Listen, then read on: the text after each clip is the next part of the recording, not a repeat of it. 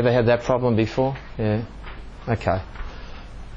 Okay, so we've got a bit over an hour, which is good. So what I'm going to give you is a high-level look at social media, the implications, the things that you'll need to think about if you haven't done social media, or if you currently are. It's going to be more of a discussion rather than me telling you what to do, because some of you obviously are. I've checked through the HMHI website. There's a list of organisations. I've checked a few out, and I've actually done a few screenshots of one or two of you. I hope you don't mind. So what we're talking about here is how to develop a social media strategy and build your online marketing presence. Now, I'm using the word marketing because I do marketing, social media marketing, and I'll give you an understanding of what my background is, a brief one. But in the end of the day, you are marketing your organisations in one way or another, either to fundraise, to get your message out to the people that need your services, or people that might know of people that need your service. So you are marketing in that respect. So my background is a 40-plus year career in import-export. I'm a customs broker and freight forwarder by profession. I don't do it anymore, thank goodness. But I did enjoy it when I was doing it. So international trade, my clients were importers and exporters for 40-odd years. And then back in 2007, I was asked to join the New South Wales Business Chamber, but they had a contract with Austrade, the Australian Trade Commission, and as a Trade Start Development Export Advisor at the Penrith office. And so I was basically working for the Australian government in looking to help small businesses get into export. And I serviced basically the Western area. I've also run courses since, well, the year 1990 really, but specifically through community colleges since 2007 on importing and exporting. They're 2-day courses. I run them on Saturdays currently at 3 community colleges. Back in 2008, around about, well, the middle of that time frame, I had some of my students from my courses sending me initially LinkedIn and Facebook invitations. You know what I did? I ignored them. I thought, what is that? I don't want to know about it. And then I've been interested in for many years on internet marketing, selling on the internet. And I've bought courses, I've spent thousands of dollars on my own education, and some of the gurus, particularly in America, I'm on their mailing list. So August 2008, I'm getting these emails from a number of people saying Facebook and LinkedIn could be great tools for internet marketing. I thought, oh. So I Googled it, how to use Facebook for business, how to use LinkedIn for business. And I found some really good articles, and as I do, if I find some good articles, I copy that information off the web page into a Word document and highlight the important parts in yellow. So when I go back, I can see why did I choose to save this information and go to the highlighted bits. So that was August. About 2 weeks later, I'm in Lawn, Victoria for the annual Austrade convention for all their trade advisors, both employed by Austrade and outsourced contracts like myself. And I was at one of the seminars was an elective, and it was on social media. Because when I saw it, social media, I'm just joining up. Yeah, I'll do that. And the young guy, intentionally bald, at the front of the room, and I was probably 50 or 60 people in our breakout room. He starts off by saying, "So who's on Facebook?" I thought, yeah, I've been on 2 weeks, put up my hand. "Who's on LinkedIn?" Yeah, look, and I looked around, there was less people on LinkedIn. And they said, "Who's on Twitter?" What's that? I mean, if you said that now, everyone would at least know what Twitter is. You mightn't understand what it is. So that's when I learned about Twitter, and he said why we as Austrade advisors helping not importers, exporters get into export, why Austrade should be using Twitter and Facebook and LinkedIn and stuff like that. So I got home from that convention, I went on to Google and I Googled how to use Twitter for business, and I found some great articles, and I highlighted them, saved in a Word document, and then went overseas for a month's holiday. Completely forgot all about it. Came back, still hadn't remembered about it. Boxing Day came and went. This is Boxing Day 2008. And just after Boxing Day, I was starting to get a few emails from some of these internet marketing gurus saying Twitter could be the next big thing. I thought, Twitter, that's right. Went to my computer, found the Word documents, looked it up again, went back onto the internet again. I thought, gee, it was, heading up to New Year's. January, as a trade advisor, when you're going out to small businesses, most small businesses are either on holidays or they're trying to catch up on the previous 12 months' work that they didn't get done. Any small business person will tell you that's the two options you have. So I thought, and plus I don't have any courses in January, so I thought January's going to be a very quiet month. I'll have a bit of time to do a bit of researching. So I bought a few little products, some little videos on how to use Twitter, and I started using it. I started following people and following people that I thought would be significant for and remember, I'm thinking about import-export, my clients and my students. How could this help them? Not just myself, but particularly how could they as import-export traders do this? And remember, the world is your oyster, isn't it, when you're talking import-export?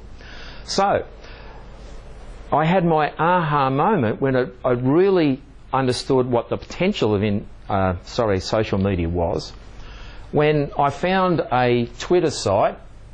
This was about the 12th of 2009, January. I found a guy in Romania. He only had a few followers on Twitter, and I'll explain what that is for those that don't know a little bit later. And he had only done a few tweets or messages, and they're 140 characters or less. But his latest one was, I need a copywriter for a job. So I thought, well, I do my own copywriting, but I'm not a professional copywriter, so I sent a message to him. What's the job? Came back, he says, a bio for a blog. Do we know what a blog is? So I just put it out onto Twitter. Colleague on Twitter needs a copywriter for a job. And I think this guy's name was Torfel. I didn't say his name, but I just said colleague. Anyway, let's call her, because I can't remember, Irene from Israel, right, says, I'm a copywriter, what's the job? So I put her in touch with Torfel, and a few days later, Torfel comes back on Twitter and says, job's done, thanks very much. They're not long because they're tweets, right? And I thought, So I went back to Irene. Torfel tells me job's done. Everything okay? The extremely long message was, yup, thanks. And here am I in Sydney thinking, Romania, Israel, Sydney. I had just matchmade a job. I had facilitated some business to be exchanged remotely at the other end of the world. Now you mightn't think that's significant. To me it was. Because I could see huge potential for import-export, but also I'm now building up a network of 2 people that I've helped do business with. Does that make sense? It may not be that significant to you, but I thought this is huge.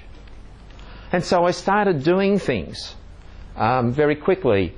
And the other thing about this is, anyone see the film Pay It Forward? And it's basically the Amway thing, right, in principle. But he is a bit like your time bank program, right, in a different way, but it's the concept. He said he had to do a little project for school, if you haven't seen the film. It was like a middle school or something or other. And they had to come up with something that would help people.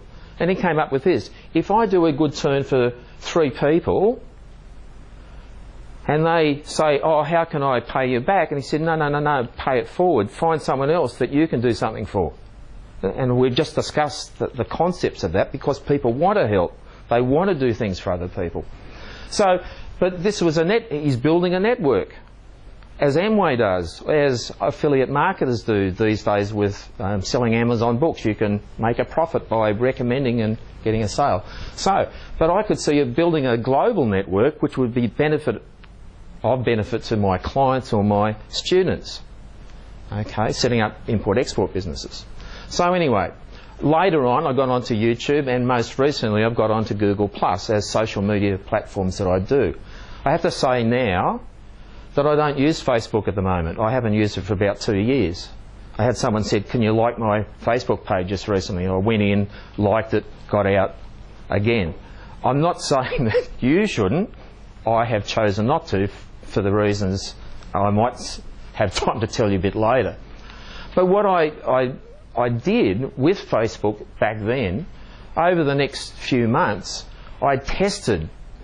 Now, I'm 65 and a half. My grandson says I'm 5 and a half, so I say 65 and a half. I'm not young.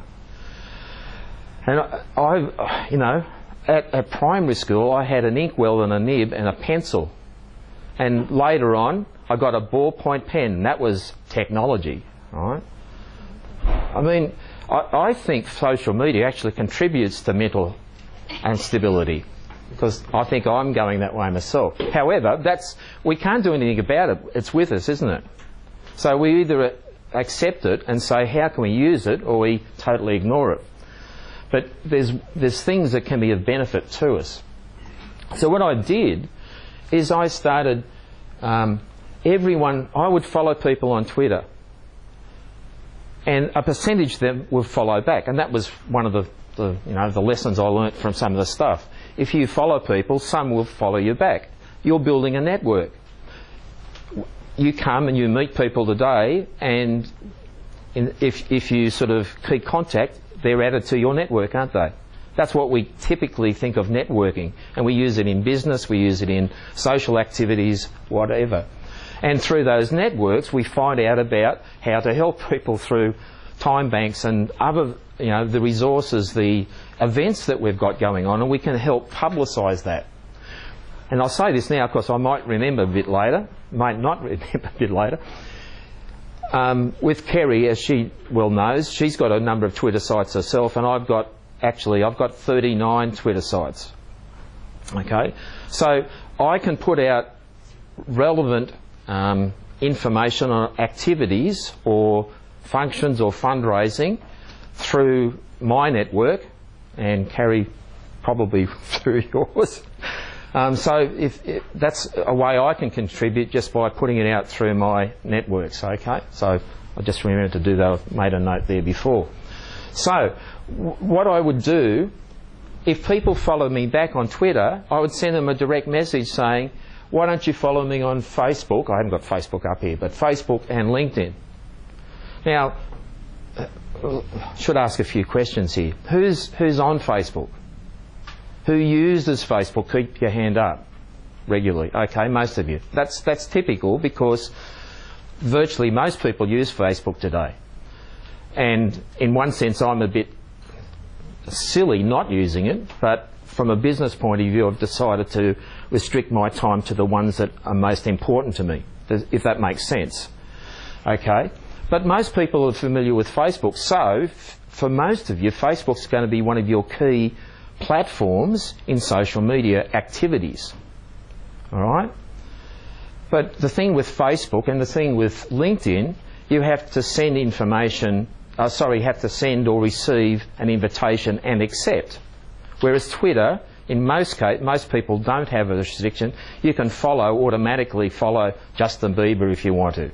Alright? Or, the Mayor of Hills, Michelle Byrne, she's on Twitter, right? So you can follow people a lot easier that way and build up quicker networks.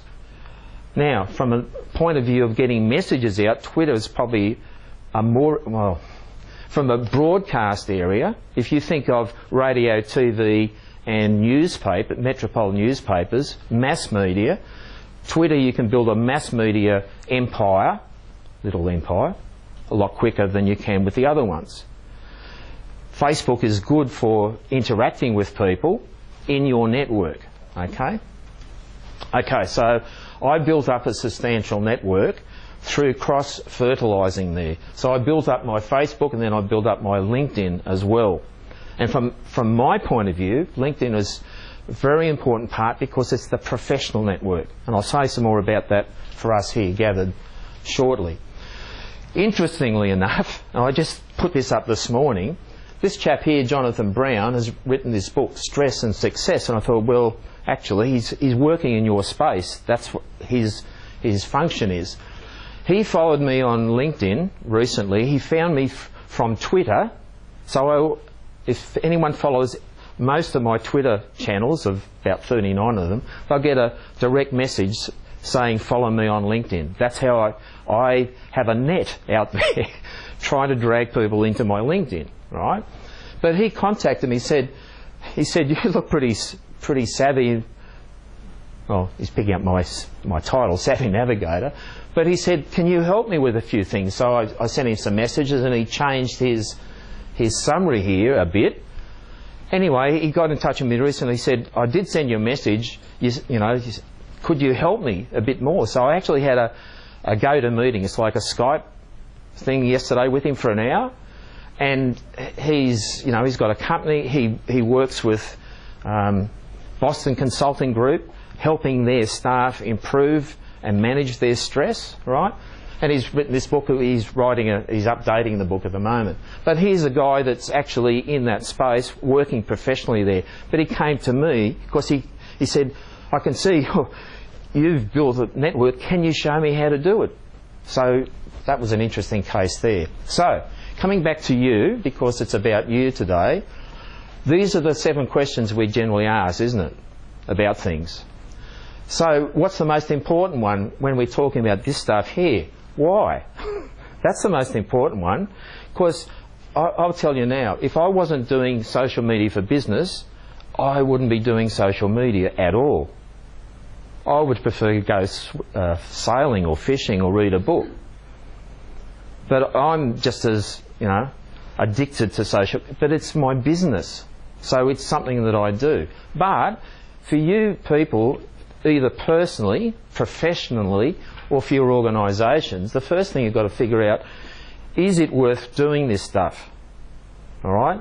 So we'll have a conversation as we go through. I'm not going to go through hows today pretty much, but we'll look at some of these others. The houses, we haven't got time to do it. So let's move on. And I've taken the titles that Kerry in the meeting last time suggested. So the power of social media for not-for-profits, this is just a thing I found on Google yesterday, and it's obviously about business because a lot of businesses are using social media. But it can also be relative to what we're talking about because most of you need to raise funds one way or another. Whether it's through donations or people paying for services or trying to get, governments or business to, fund you in some way or another. So it's going to be powerful from that point of view as well. Now, the big thing at the moment about social media, well, marketing in general, we buy from whom we know. Do we buy from who we know and don't like? No, people we like generally, isn't it? I can remember my mum said when early married years, living in Bondi, she said, I went to buy a fridge and I nearly didn't buy the fridge I wanted because of the salesman drove me mad. I almost walked out. Right? So we buy from people we like. Oh, Facebook, look at that. And trust, all right? So that's the process. We start to know people, we start to like them, and if we know and like them and we trust them, we're more likely to buy from them. So that's the marketing messages that's out there at the moment. And social media is a way to do that because mass media, television, radio, newspapers in particular, there's no interaction. Whereas social media, it's an interactive tool that you can utilise. To do that, you have to interact though. You have to be prepared to receive comments, good, bad and ugly, and respond to them. So, I guess I've tried to think about what you're doing. I guess people that you're trying to help are seeking help from those they know, like and trust. So, you have to go through a process of getting known, getting liked and getting trusted, so people will come to you and say, I need help. And I need help from someone that I trust. Probably more so than buying for something, because they're trusting you with their lives, aren't they? Okay, so this is something from my social media courses that I run. This is the 20th century technology. And if you look at those, I'm not going to go through them in detail, but you'll scan through it and you'll say, well, some of that still works and some of it doesn't work terribly well these days. Because we then have these social media platforms, there's thousands out there, and then some that those that I cover today, there may be other ones out there, particularly in your areas, that people may have designed for mental health, health in general, whatever. But these are the mainstream ones that I'm suggesting you consider. Okay, so these are platforms of interaction, building networks. It's not just social media marketing, it's social media networking, building networks that you can interact with. Okay, these are sound-based ones, so iTunes or podcasts, and also SoundCloud is another way there. So people can, these days, are using these things. We call them phones, but they're actually multi-function. They're a Swiss Army knife communication device, aren't they? They're a computer, the whole stack of things. And so a lot of people are listening as they walk, go to the gym, mow the lawn, whatever, to music, what the iPods were originally for. But a lot of people are listening to podcasts. They're listening to people talking on multiplicity of subjects, which could be something that you could have some, topics that you're speaking about that helps the people that you're interacting with, whether they're the stakeholders, whether they're the clients or whatever. There's the graphical things, Pinterest and Instagram, and they've come onto the scene in the last few years now and have got a lot of traction out there.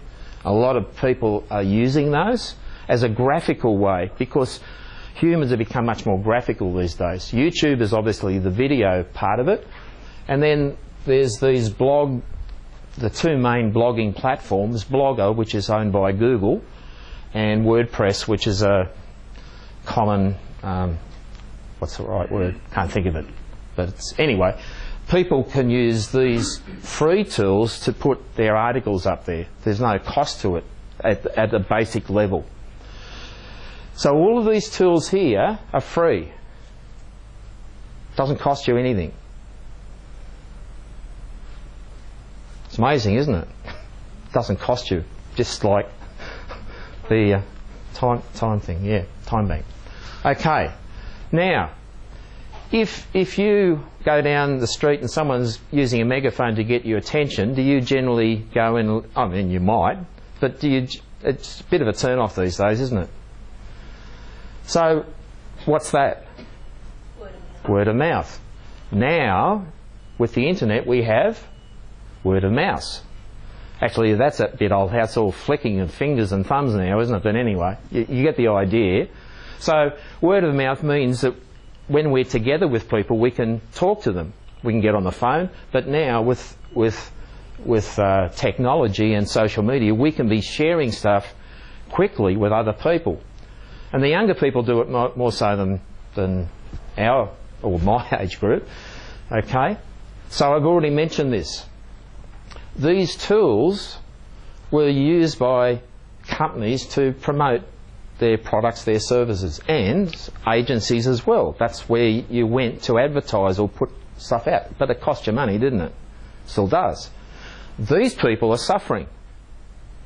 These people are suffering because social media is making everybody a journalist, everybody a film star, everybody a recording artist. Because Justin Bieber, he was discovered on YouTube. And we can put our own video, if we want to be a rock group or whatever, we can go up there and do that. Okay? So, we can now create our own media empire. Now, I'm being facetious with that, but if the concept that you can create your own media empire for free, doesn't cost you a cent. Well, internet connection. But to use these things, it doesn't cost you.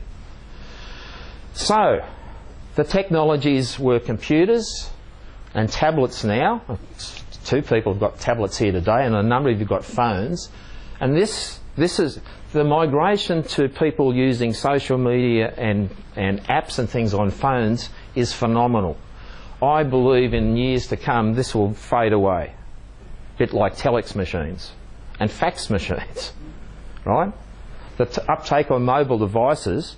My daughter, who's going through a divorce, put her property up for sale early this year, and she said the app's not working for realestate.com, whatever it is, right?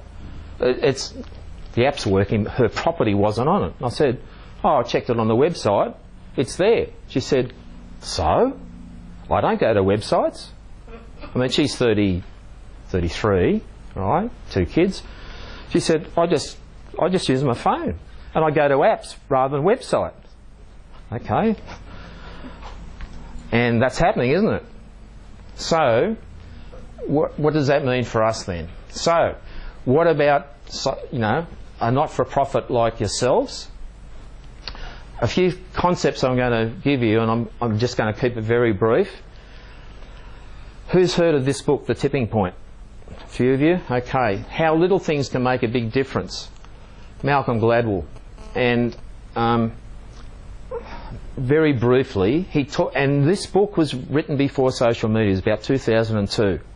There was the internet, but no social media, right? He talks about connectors, people who connect people to each other. And you'll know those people in your life, in organisations, in business, in community groups, that everybody knows them and they know everybody else. That sort of a person. If you go up and say, I need a plumber, he says, there's Fred, there's Jim, there's John, there's Sally. Right? Mavens connect people through sharing knowledge. The latest film comes out, the latest knitting pattern comes out, the latest football card comes out, whatever it is, and they're passionate about it, they'll share that with all their friends because they're passionate about that. They do it out of the love of their heart. If you can find those people as an advocate for you and the knowledge that you're sharing, they'll do it because, that's a great idea. So, the what bank? Time Bank. I'm going to ram that into my head. But see, I'm going to talk about that. I'm going to put that out onto Twitter. I'm going to share it with people when I talk to them as well because I think that's a fantastic idea. It ties in with some other things I'm involved in, but that's another story. And then the sales person will say they use their knowledge to engage and persuade. Now, we often think of the used car salesman on Parramatta Road, or maybe up here on Victoria Road. And I don't think they're like that up there, but Parramatta Road there probably are a few, where they slam you down on the bonnet of the car, twist your arm and say, sign here, right? Because they just want to talk you into a car. But what we're talking about here, and Gladwell's talking about, is these type of people that you go along to, let's say it's a car dealer, let's say it's up at Hills. We recently got one, my daughter did. And they say, well, what are you after? I've got 2 kids and, my parents, we go on holiday, so there's 7 of us, Is that right? Whatever. 5 of us, whatever it is. Anyway, so, well, you can have this one or this one. What's your budget? Well, that's not going to be in your... So, at the end of the day, she just that makes sense what that person said to me. I'll buy that. It's not talking her into it, it's putting the options and suggesting this is going to best suit your purposes, your budget, and whatever. All right? So if we've known those people in our normal activities before the internet,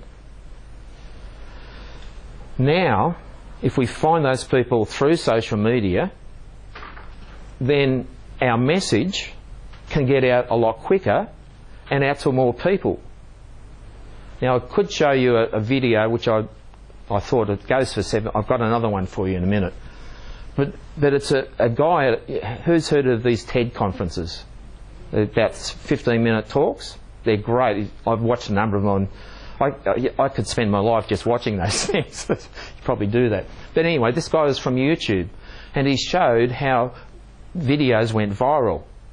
They're not generally about mental health or how to bake a cake. There's something weird, but oftentimes. But anyway, it wasn't the video itself that went viral. It was that someone of a connector, a maven or a salesperson on Twitter, in the cases that he showed, mentioned it, and because they mentioned it, all their followers went and had a look at it. Did you get that? It wasn't the video itself that went viral, per se. It was a person that said, have a look at this, and because they're so influential, people went and saw it. So that's what I'm trying to suggest to you. Social media, if you can connect with these sorts of people and they can put out your information for you to connect with the people that you want to connect with, that's going to help you. You've heard of 6 degrees of separation? I could talk for half an hour on that.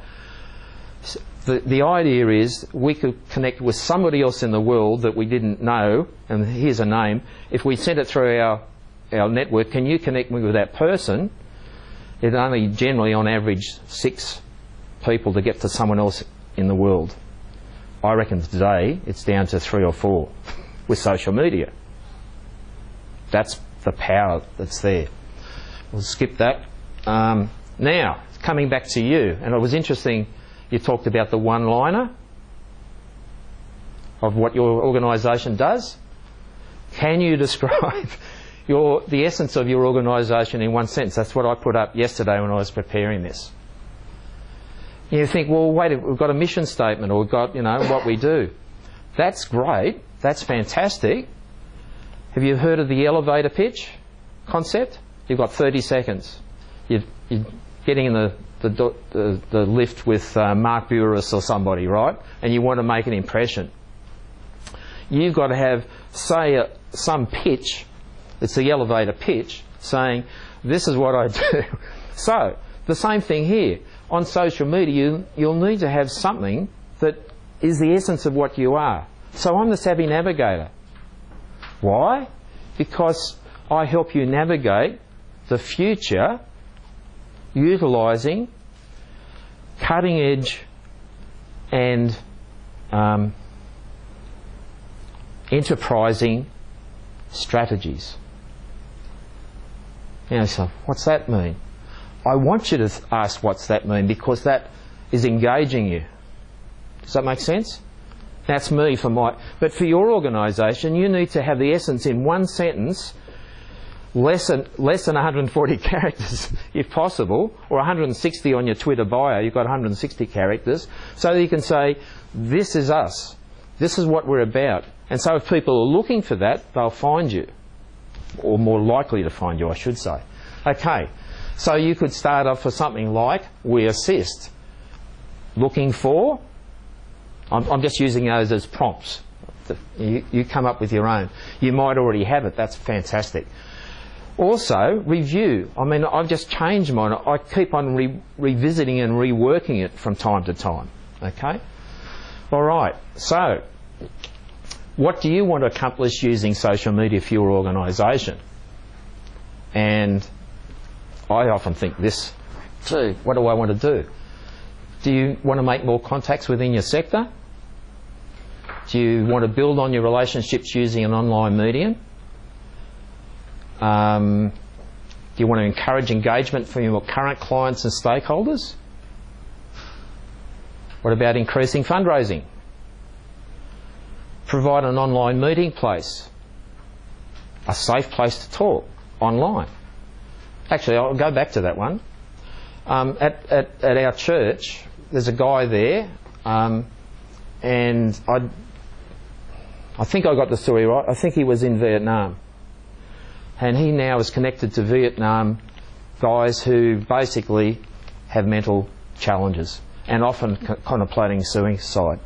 They've got a Facebook group that they check in with each other, so that if someone's not connecting regularly, someone will get in touch to make sure they're okay.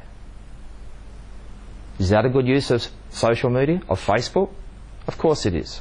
So that's an example of a little group that's been set up on Facebook that's private, it's confidential, but those guys are checking on each other using that device of Facebook. Schedule times for social media activity. I'm sure your schedule is shot to pieces. Where can you fit some extra time in? Well, just like the old Swiss cheese method, just a bit. Just, 5-10 minutes. Plan something, but be strategic in what you do. Okay, define your digital audience. Staff, connecting with staff, maybe using, social media may be a good way of connecting instead of emails and things like that. Clients, supporters, stakeholders, and this could apply here, champions. If you've got someone in your organisation that is really switched on to social media, harness them. Let them be a champion in your organisation. If they're internal, with their external. If they're passionate about it themselves, get them to be the champion in your organisation to help other people to do it, and maybe mentor yourself. Mentoring can come upwards as well as downwards. Okay, now I'm going to hand it over to you a bit. What are some of the negatives that you would see in social media in your organisation? So it's open to you guys at the moment. Only maybe sort of allowing competitors in on some of your business, and you don't know if it's a competitor going at you for information because you don't have a physical presence, and they may be, this is just something I was thinking, I wasn't thinking of the negatives, but they bring it up. Well, it's that, say a competitor of ours might be trying to gain information from my organisation, and as they're online, they could have any name under any person and ask all this stuff and questions, and I guess as an organisation you've got to have limits as to what information you can give out. Yep. That could happen. I see more positives than I do. Yeah. But that could be. That's a good one. Yeah. So policies comes into that. Yeah. So you'll need to have policies, and I can't give you today. We haven't got time to go into what should be in there. But Google and online, policies for social media, and the government departments have rooms of stuff like that. So that you can, anything we're talking about that I don't cover, just Google it and you'll find it. Sometimes it's really hard to justify it, the time you spend on it, and Sure. and evaluate it. Yep. Like to see, the benefits. Sure. That's true. I think probably can also be the amount of time that you have to spend monitoring it. So, for instance, we use groups. Yep. And, we have lots of groups for different types of interests. And so you physically have to be on social media 24/7 to monitor that it's being used appropriately, and that the culture you're trying to maintain is in fact there. It means policing it. So I suppose it depends on what you're using it for, but if you're using it so that people are able to voice their opinion or to talk with each other, the policing factor. So in that case, is there someone you can delegate that to?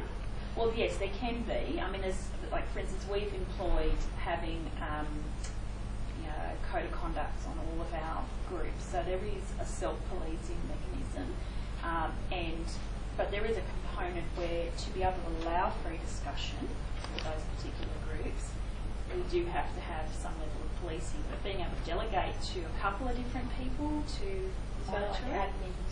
Yeah, so increasing admins from just one person to a couple of people who are upholding the culture of what you're trying to do in that group then means that the burden's not just on one person alone to be seen as the bad cop constantly saying, well, I have to remove that post or whatever it might be. Yeah. I was thinking sort of similar things. That it is fantastic, but before you even go ahead, you've got to establish what the rules and boundaries are, and sometimes you don't foresee what some things are going to be until they happen. Like even with some of the programs that we run and our volunteers, the young people wanting to add the volunteers' personal Facebook pages, so then there's the whole personal versus business, because then they need to be more accountable and responsible as to what they're posting on their personal page. Do you know what I'm trying to say? Like the boundaries around those things. I've got an instance. I'm working with a company at the moment, and I'm basically their social media strategy and organising some of it. Their CEO, he's in the international area. He's taken that business into 11 countries, and he's basically up in China most of the time now. He's got a Twitter account. It's not very big and hasn't been happening, but some of the things on there, I'm thinking, I don't think you should be saying things like that. It's not overly bad, but, politically correct and things like that. These days, unfortunately, you have to be, when you're public, and social media is public, in one form or another, accountability that you have to be,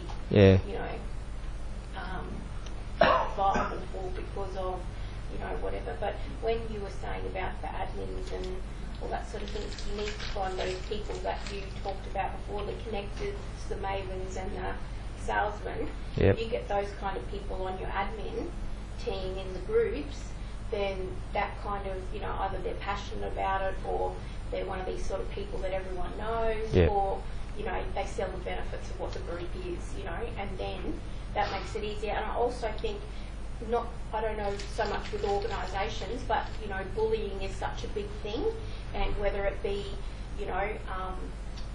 bullying as in competitiveness, but, like we're better because da-da-da-da-da.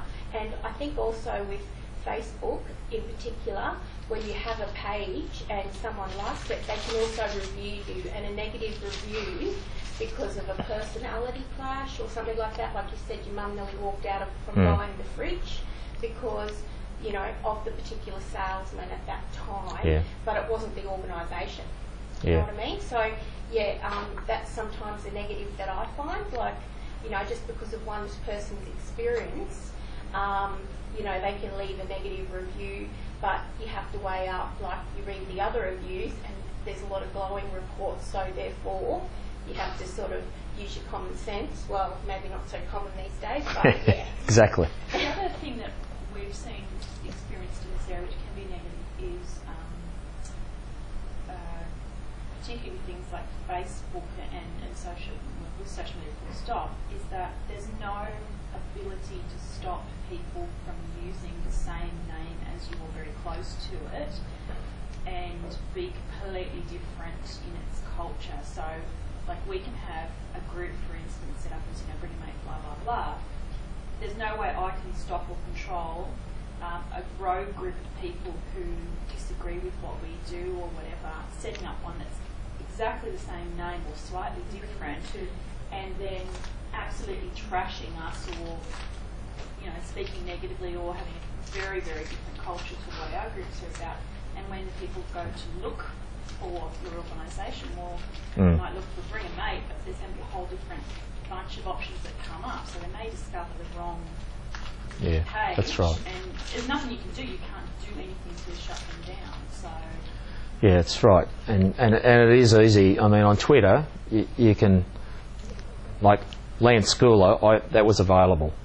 But if there was another Lance Scoular, I have to use Lance_Scoular or Lance Scoular_ at the end or beginning. And I've done that for a number of the Twitter sites. I've changed the name when what's not available. So it's not exactly the same, but very, as far as the searcher, it is the same.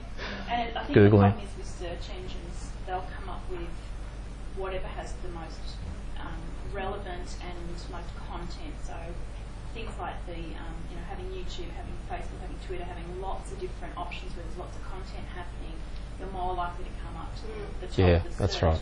And so we've seen, for instance, with our organisation, if I was to Google Men in Action today, what will come up as the top search, because they've paid for it and because they're obviously popular, is an adult stripping organisation. Not quite what we're but that depends on if I'm doing it by my computer, then it won't come up because we've got safe search on. But if I do it by my iPhone, that's what comes up. But it's not that they've got the same organisational name or even the same social medias and things like that. They do have social media sites, and I can't do anything about that. But it's because they've paid to be at the top of the search engine, where we haven't. Hopefully most people find us otherwise, and they can do whatever they like on social media. So they have like a Facebook site with 1 billion followers in Melbourne who are all but their organisation is not actually the same name as us, but they use the same social media tag as we do. And there's nothing like so there's a few things there. Okay, we'll move on. But they're things that you'll need to work through, okay? So, developing good social media culture. So, who will maintain your social media presence? So, I've talked about that a bit already. Do you have the resources? And keeping updating your social media profiles and content. If you've got a website, and most of you probably have, and I've looked at a number of them, that's one thing. But if it's static and it's an information site, just add a blog. All right, add a blog and do regular updates. It doesn't have to be every day. It might be once a week or once every 2 weeks or something. But put some content out, and then you can use your other, your Twitter or Facebook or LinkedIn to be publishing those when you do that, and put that out regularly, so that the more activity that's happening on your website is likely to bring people to you. Will you or someone at your organisation update the content and ideas? Well, we've just done that. Posting and promoting events, fundraisers, some of the things we've talked about today on the calendar. So use your Twitter, use your Facebook, use your LinkedIn to pump it out. It's one thing to have on a website, but once you're putting it out through Twitter, Facebook, LinkedIn and anything else that you're using, Google tends to find those things because it's fresh content. You've posted it. A website is trying to get people to come to it. When you post on social media, it's going out into the internet. And Google and Yahoo and that are searching for new content. So they're more likely to find those posts, that information that you're putting, when you press the button, send or post or tweet, whatever it is, that's going out on the internet. So promoting your content and messages to your target audiences. So yes, you can use Facebook to send messages to your contacts. You can do the same through LinkedIn to an extent, where it's more targeted to the actual connections. Connecting and sharing. Social media is about sharing content and information as well as making connections with others. So it's the sharing aspect that's going to be, and so that's the drag for you of continually putting stuff out. Now, one of the things that I do for some of my clients and myself and a colleague that I maintain his social media is you can repost things. Think about this. You've got an ad break on the TV show you're watching. The forward focus comes on and they do a 60-second ad. There's a few more ads, and just before the ad break finishes, another forward focus ad comes on for 30 seconds with a shorter summary of what you saw in the first part of the ad break. Why do they do that? Repetition. Because the well-known statistic is you've got to get about 7 times for someone to read, listen, watch a thing before they say, oh, forward focus. Right? It's about sales calls. Keep on knocking on door. You know, I talked to you last week about this. Do you want to have a refresher on it? So, as long as the content's not you're not going to be putting out in November the October events you had on. Obviously, that's not going to happen. But if it's good content, it might be an interview with someone that's just overcome an illness, and that's really beneficial. Just keep on posting out through Twitter. So you've got your YouTube, and you just keep on tweeting, Facebooking, LinkedIn to that. So you can do that. I've got an automatic software, and so some of these things we'll talk about. I'll put up a page on one of my websites, and hopefully I should be standing here because it's all right. I hear my voice, hopefully. But I'll put up resources that you can check out. So I use a thing called Social Oomph that I can actually automate my messaging for Facebook, which I don't use, but LinkedIn and Twitter. You can use a free version just by going in and posting it. So you could sit down for the week and say, I'll just talk about Twitter, and they're 140 characters or less. I'm going to do some articles on Twitter that link to our blog, the blog on how that has how this young fellow overcame an illness with a video and a picture. And you go in and you post that, 2 days away, 5 days away, 10 days away. Christmas Eve, you could actually schedule that, right? You schedule it so when it comes up, it just goes out. I pay a monthly fee, and I bulk upload. For one of my own personal Lance Scoular Twitter site, I've done 500 on that goes up to October, and just go out every 57 minutes, right?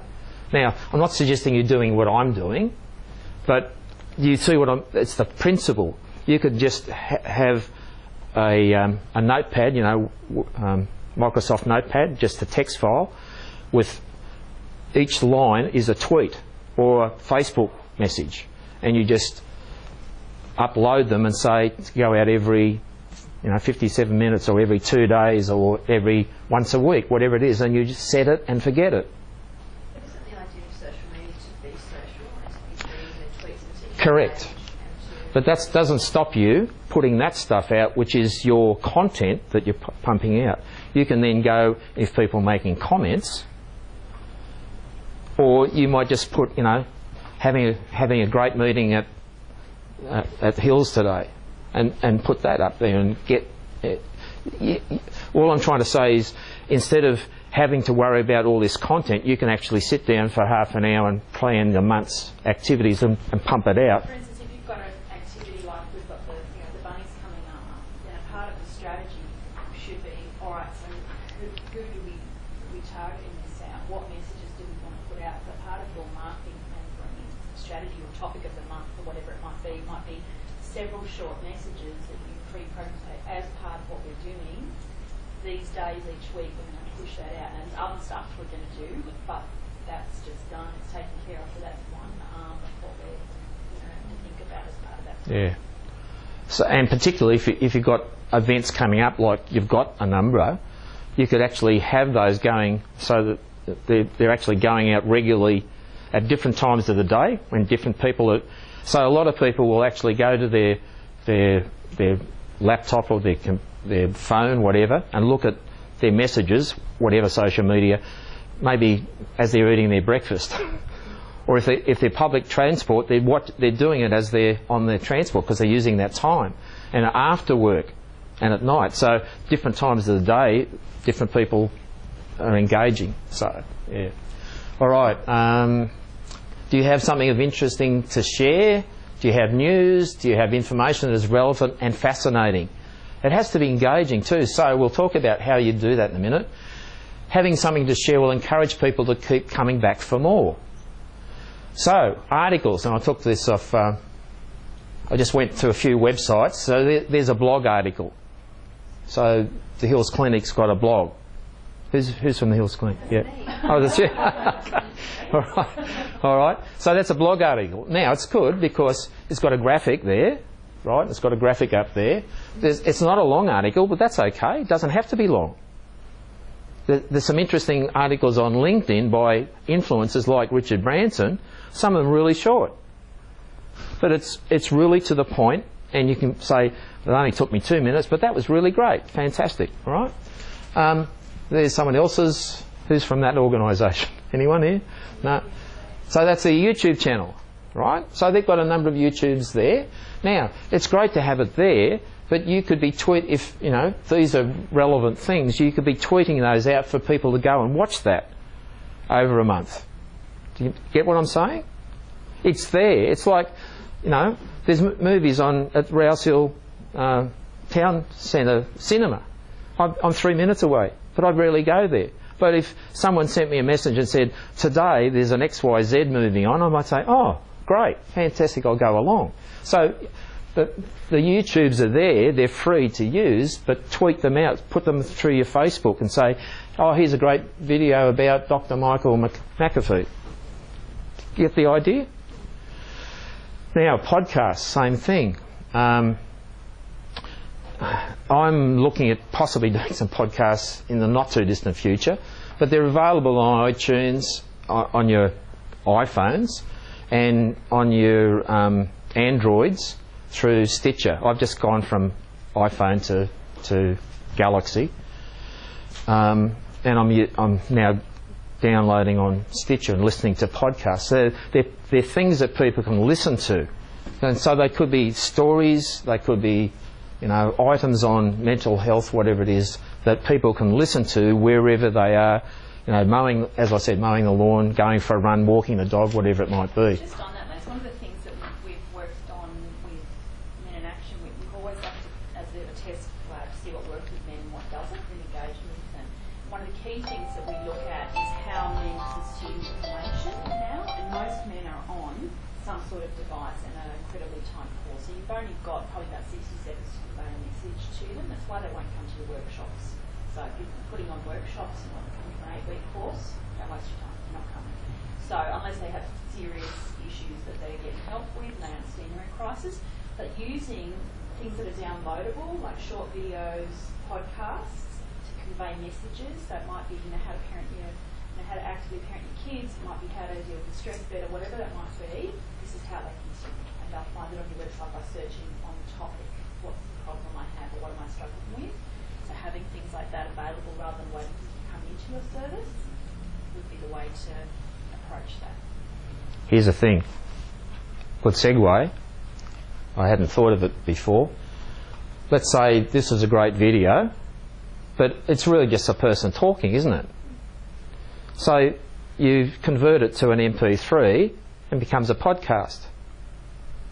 And you get someone to transcribe it, becomes an article. Put a photo of the lady up, just take a screencast of the video, and that becomes on your blog.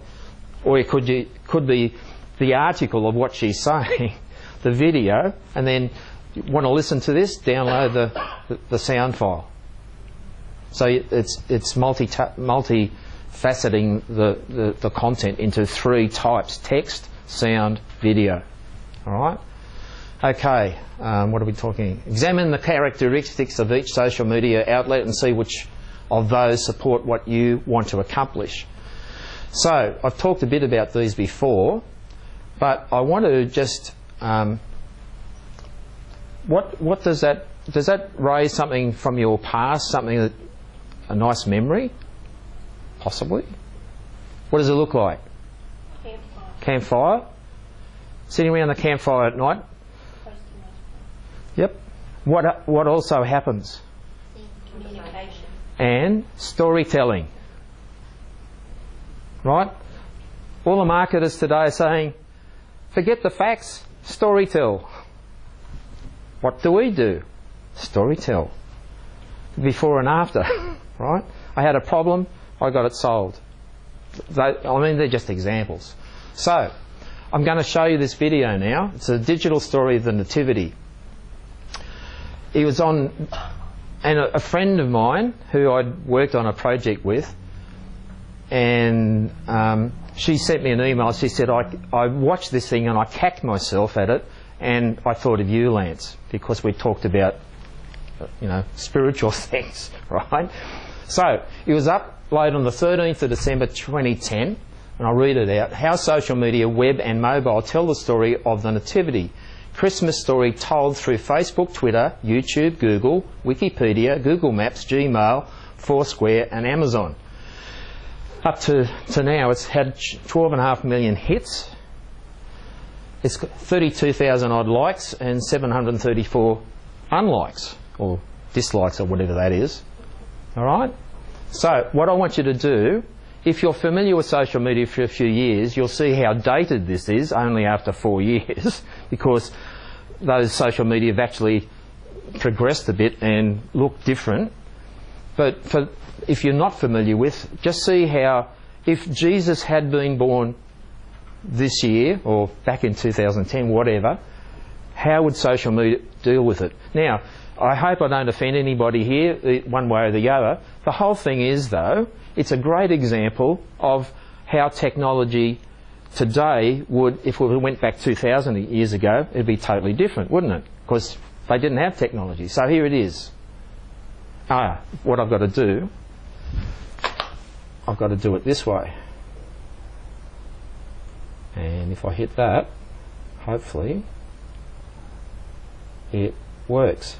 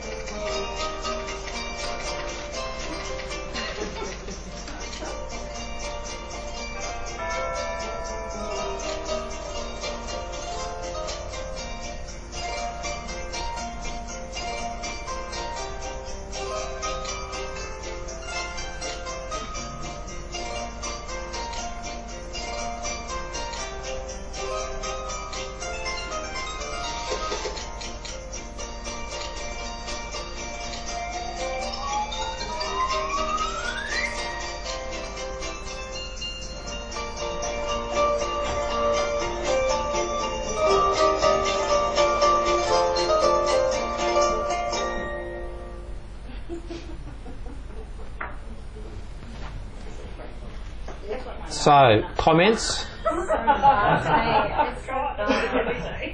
wonder we're all stressed out. That's what Len said, it's creating a mental illness. It is. It definitely is. Okay. It's all these possibilities and options and things you can be doing, and it's like, oh my gosh, how do you ever get to all of it? Here's a question for you. How long do you think that video took? To watch. How long was that video? 3 minutes. 2 minutes 57 seconds. Right? Now, that is, for anything you're putting up on video, not as a training session or a tutorial or something, that's the maximum length you want. 1 minute is great because of what Kerry said before. I've got Alzheimer's disease. But people's attention span today, and particularly for kids who are grown up on all this stuff, their attention span is really limited. What do they talk about? Goldfish, 3 seconds or something? It's about 1 second now. Yeah, that's 7 hours. Okay, so a few things, and I'm just showing you some of my stuff, and I'll show you somebody else you might know as well. Okay, this is my LinkedIn. Who's on LinkedIn? Okay, so it's really important, I believe, for professionals as we are to be on here and engaging with people. So a few things you can do here. I'm not going to go into the strategy here, but LinkedIn groups. Who's on LinkedIn groups in relation to your practices and your mental health areas? Few. Maybe that's something else you could do. Yeah, I was just going to say, that's something I wrote down earlier, that as an interagency, we've got the opportunity to use things like LinkedIn groups to share best of breed information, not just here in the Hills, but from everywhere. So we can actually create a Hills Mental Interagency group, which then invites people from all across the sector in this space, both here in Australia and overseas, like that guy in the UK, for instance, to be a part of that and to contribute articles and information which we can then cannibalise and use again, to promote what we're doing and to learn from. So as a learning group, Yep. there's a lot of power in those groups. So you can have LinkedIn, but there's LinkedIn's from the professional point is great. There's obviously Facebook groups too that you can have. We've talked about that already, but that's a really good one because I think that's where the professionalism comes in and people feel comfortable that it's a professional group on LinkedIn. So that's one thing there. Okay. Today's number is numbers important? Not necessarily, but in a connectivity sense, no, it's not. If you've got a good group and you're interacting and it's working well, fine. From a marketing point of view, numbers become increasingly important because the more connections you have, the more potential you have to reach out with your message. Does that make sense? So numbers of itself is not important, but the potential of getting a message out is. Now on your LinkedIn, if you come on your home page, down a little bit, and it's showing my activity since August 26th. I've done 31 postings out, right? This is showing I've had 14,000 views, 173 likes and 27 comments. But it's showing that's my first connections, second connections and third connections. So my message isn't just going out to the people I'm connected with. Some of those are sharing and it's going out to further, and it might actually go further than that. We talked about 6 degrees of separation. The reach. It's the reach. So by pumping stuff, and I'm sure I get a lot of invitations because of people that have found something and say, oh, I'd like to connect to this guy. Does it make sense? Company pages. Yep. Are you covering that? I wasn't going to, but I can. We're at 11:32. Are we able to? Maybe just from a company page point of view, how much Yep. more have you got to cover? Not too much. Okay. So company pages, this is something that sort of Lance and I have had a look at, and I was at a LinkedIn thing the other day, and if you're a company that's providing professional services, which is actually what we're doing, we're providing professional services to the public, the first things that people will look for is what presence your organisation has on the internet, and if they can't find you on LinkedIn as a company, they will question whether you are in fact a up-to-date, current and professional organisation. So it's not just sufficient to have a website. If you, as a company, don't have a LinkedIn page, not individual LinkedIn, that's more for my, connecting to my career, but if I look at it as a company, if there's no presence there, then I'll wonder whether you're actually up to date as an organisation. Yeah, I've just created, for this company I was talking about, the guy in China, I've just created a company page for them. Well, I've actually got his daughter, who's the Australian managing director. She wasn't on LinkedIn. I said, Carolyn, you're the managing director and a woman, so you should be on LinkedIn. So I got her on, and then I created a LinkedIn page and I manage it for her.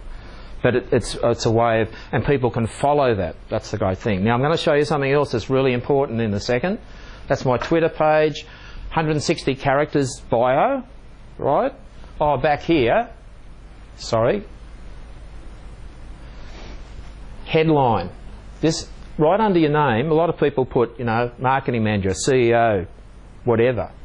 This is a headline. It's 200 characters. Now that's my current one. I've changed it just recently.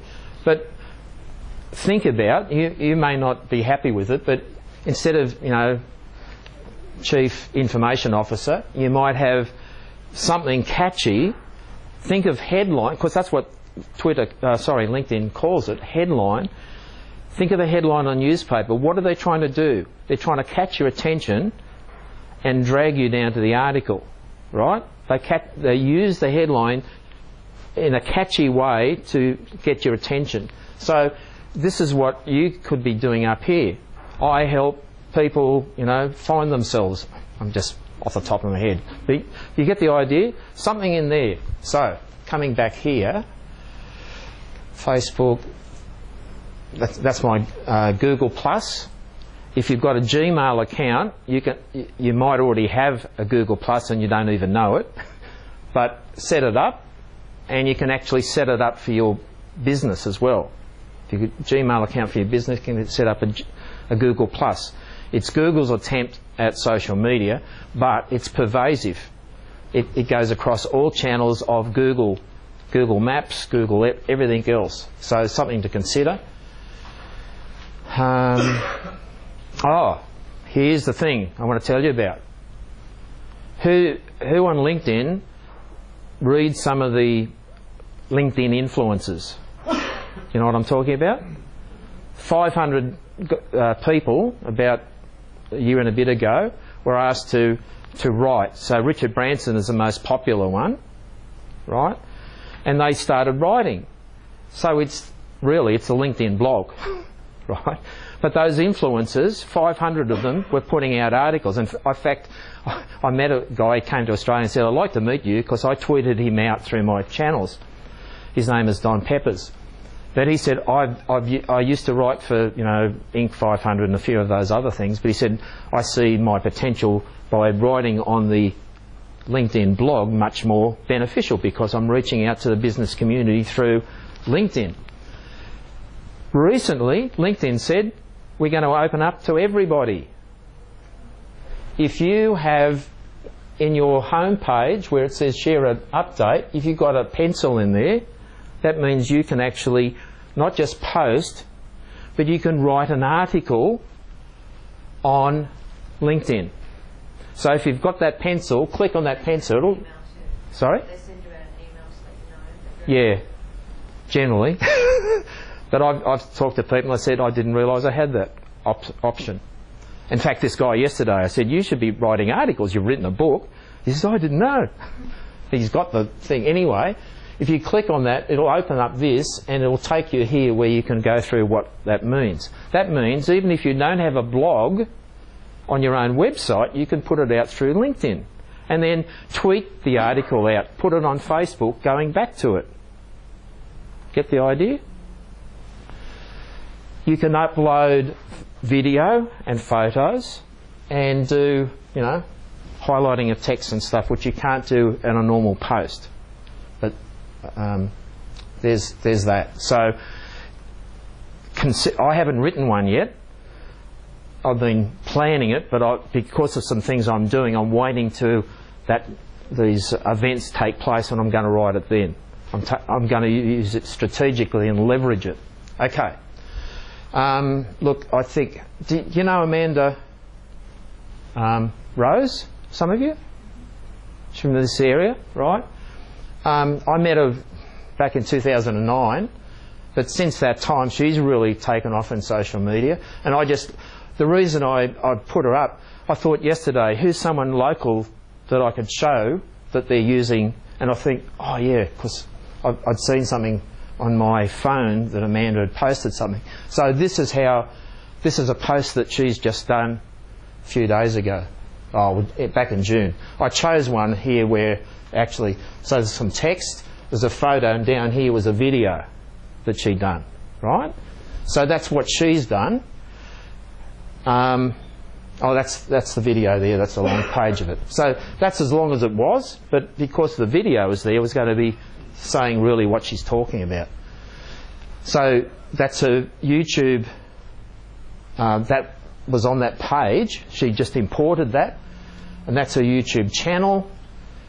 And so now we come here, which I'll wrap up with. How will you measure success? Who was asking that question before? Cecilia. Okay. Will you be measuring your profile views or how many followers or subscribers you have? Does that mean anything? Maybe, maybe not. It depends. Have any business transactions or appointments happened as a result of your online conversations? So part of it, I guess, is checking how do people come to us in whatever way. Why did people donate? Can we find out how did they arrive through social media, or was it word of mouth or word of mouth? Someone else found us on social media but then shared it with somebody else in a conversation, at a coffee shop, who knows? If your goal was to build relationships with other contacts, are you doing this and are your relationships positive? Comes back to some of the conversations we've had. You need some sort of measuring system to tell you whether or not social media is having a positive effect on your, well, I'll call it a business, whatever you want to call your organisation, all right? Now, there are tools that, in fact, that little diagram that I showed you, those 3-degree things, that's a bit of analytics. Company page, they actually have the analytics on your LinkedIn company page. Look at that, okay? Because it will show you the activity that has been generated once you've posted. The connections, the likes, the sharing, comments. I think that's it. So I'll leave you with this Chinese saying, unless we change our direction, we're likely to end up where we're headed. Think about it. Okay, thank you. I'm happy to stay around. I know we've gone over time, but I'm happy to stay around and chat with you if you want to do that. One of the key things that we didn't cover as part of this is just finding out, doing a bit of research before you choose a social media option or a tool for your business as to where your target market is. So, looking at things like LinkedIn, a lot of our organisations might go, well, that may not be relevant to us. But is there a portion of your clients who you're trying to reach with certain messages or provide support to who are in the business world and therefore are checking things like LinkedIn regularly, getting information through on their feeds, who may then come across an article